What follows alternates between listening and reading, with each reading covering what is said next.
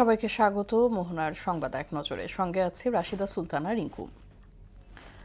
ভঙ্গুর অর্থনীতি ও অকার্যকর রাষ্ট্রীয় প্রতিষ্ঠানগুলো পুনর্গঠনের অঙ্গীকার নিয়ে নতুন বাংলাদেশের যাত্রা শুরু করার ঘোষণা দিয়েছেন বিএনপির চেয়ারম্যান তারেক রহমান। বিকেলে রাজধানীর একটি হোটেলে সংবাদ সম্মেলনে এ কথা বলেন তিনি।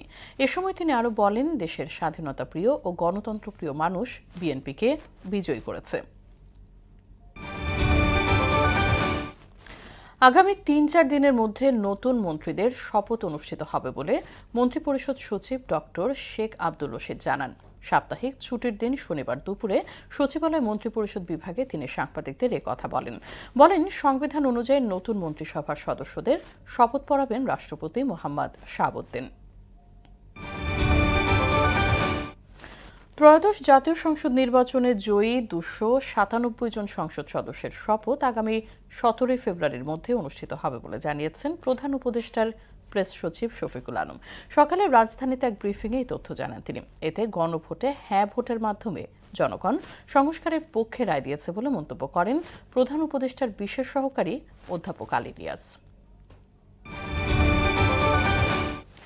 ত্রয়োদশ জাতীয় সংসদ নির্বাচন শান্তিপূর্ণ, আন্তর্জাতিক মানের ও প্রতিযোগিতামূলক হয়েছে বলে জানিয়েছে ইইউ পর্যবেক্ষক দলের প্রধান ইভার্স ইজাবস। তবে ভোটে নির্বাচিত নারী প্রতিনিধির সংখ্যা আশাব্যঞ্জক নয় বলে হতাশা ব্যক্ত করেছে সংস্থাটি। শনিবার সকালে পর্যবেক্ষক দলের নির্বাচন পরবর্তী সংবাদ সম্মেলনে এ কথা বলেন মিশন প্রধান।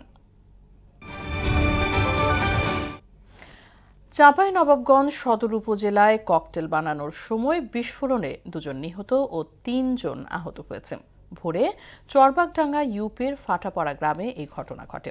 স্থানীয় কালামের বাড়িতে এই বিস্ফোরণ ঘটে। এতে বাড়ির ইটের দেয়াল ধসে উড়ে গেছে টিনের চাল। নিহত 2 জনের পরিচয় শনাক্ত করা। এই ছিল সংবাদ এক নজরে। সব শেষ খবর সবার আগে জানতে মোহনার সাথেই থাকুন। সঙ্গে থাকার জন্য ধন্যবাদ সবাইকে।